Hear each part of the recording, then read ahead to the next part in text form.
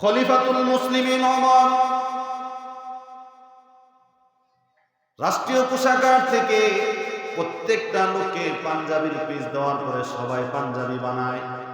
খলিফাতুল মুসলিমিন একটু লম্বা ছিল, ওই পাঞ্জাবির পিস দিয়ে একটা পাঞ্জাবি জুব্বা হয় না।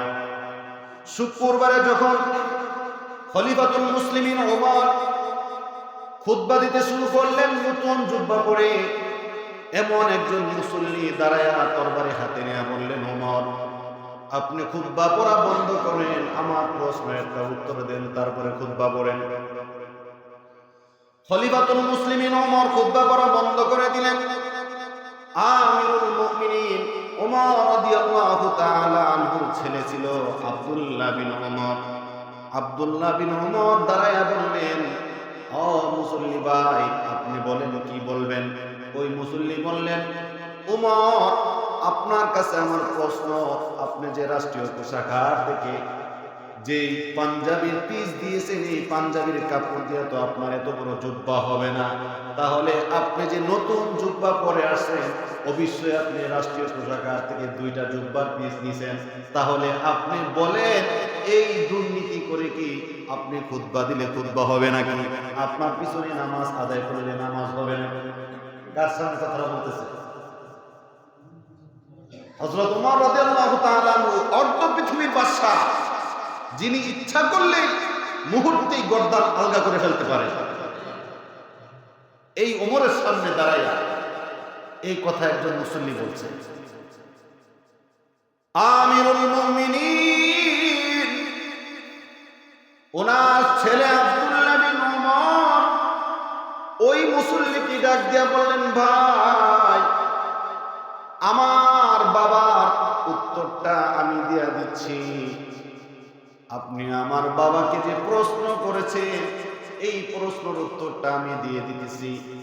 আপনি যে কথা বলছেন একটা পিস দিয়ে পাঞ্জাবি হবে না সত্য, কিন্তু আমি আমার বাবার একমাত্র সন্তান আব্দুল্লাহ বিন ওমর, আমিও রাষ্ট্রীয় কোষাগার থেকে একটা পাঞ্জাবির পিস পেয়েছি।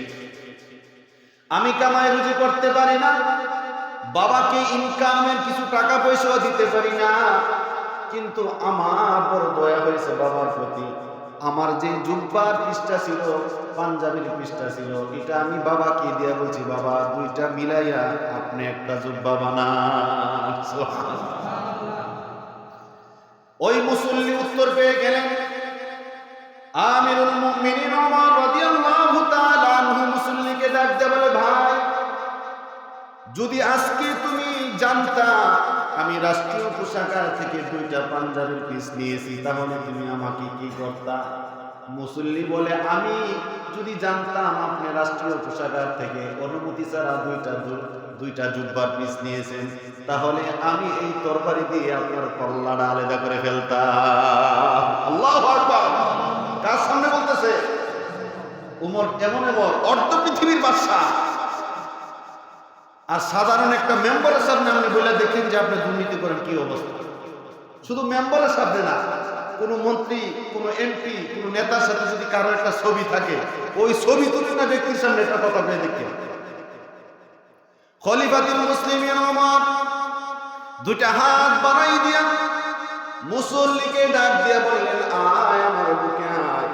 জড়াইয়া ধরে চোখের পানি গুলি ছেড়ে দিয়ে বললেন, আল্লাহ আল্লাহ, আমি অর্ধ পৃথিবীর বাদশা হয়েছি, আল্লাহ আমাকে শাসন করার মতো লোক ওই দুনিয়ার মধ্যে আছে।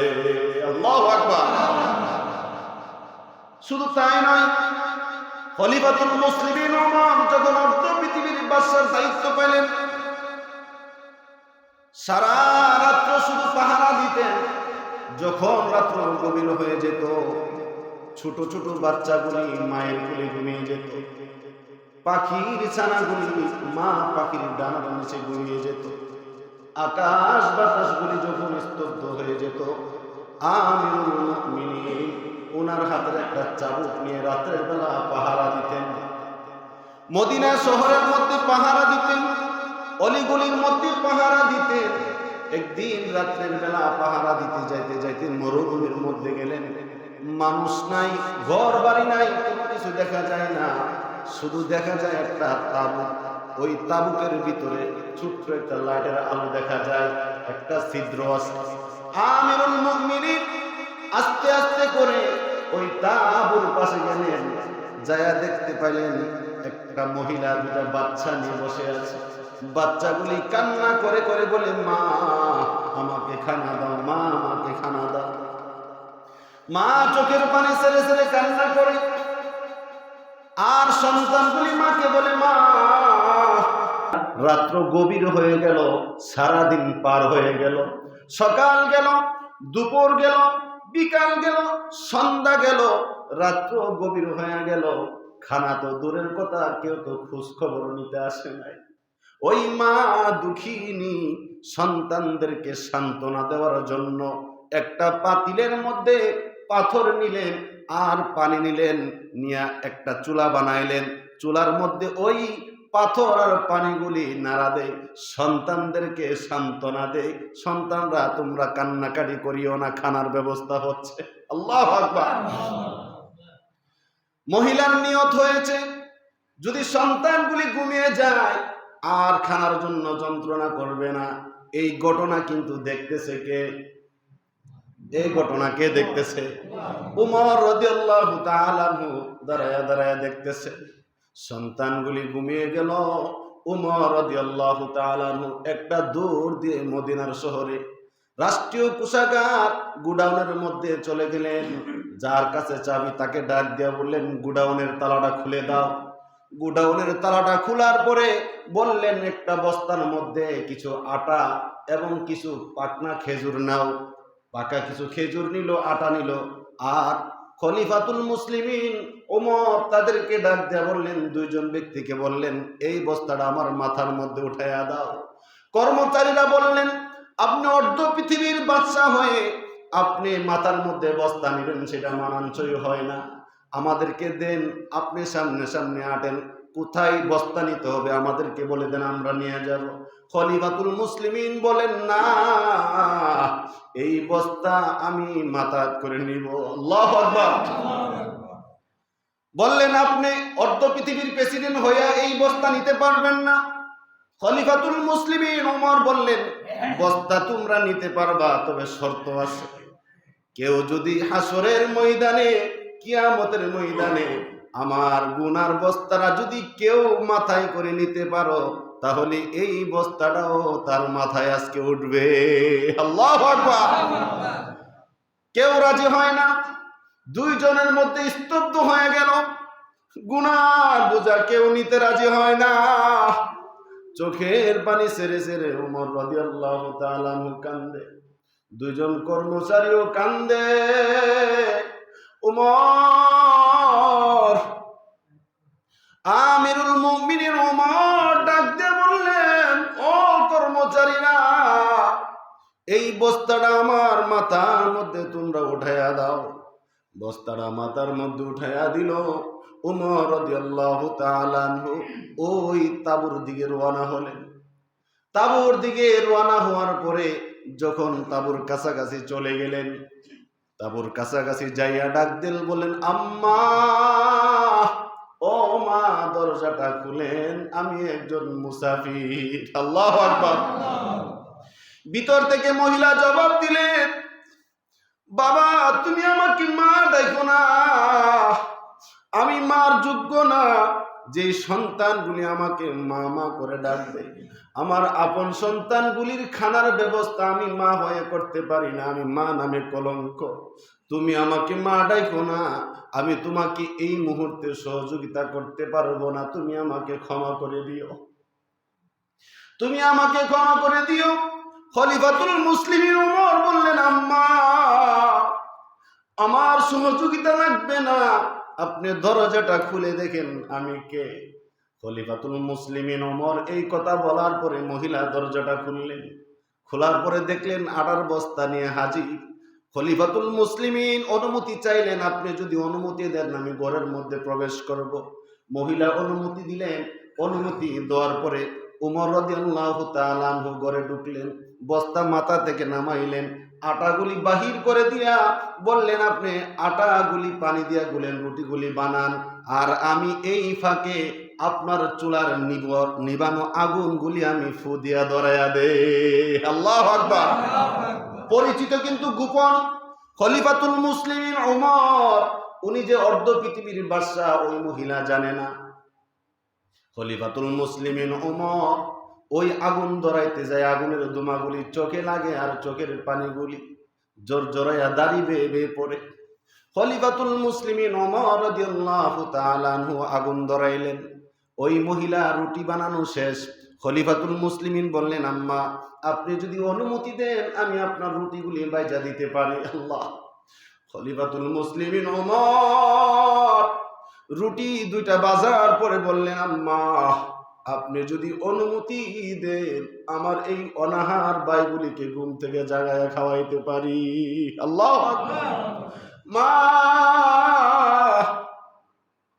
দুঃখিনী অনুমতি দিলেন, বললেন, বাবা আমার সন্তানগুলি খানা নাই করতে করতে ঘুমিয়ে গেছে, তুমি ডাক দাও।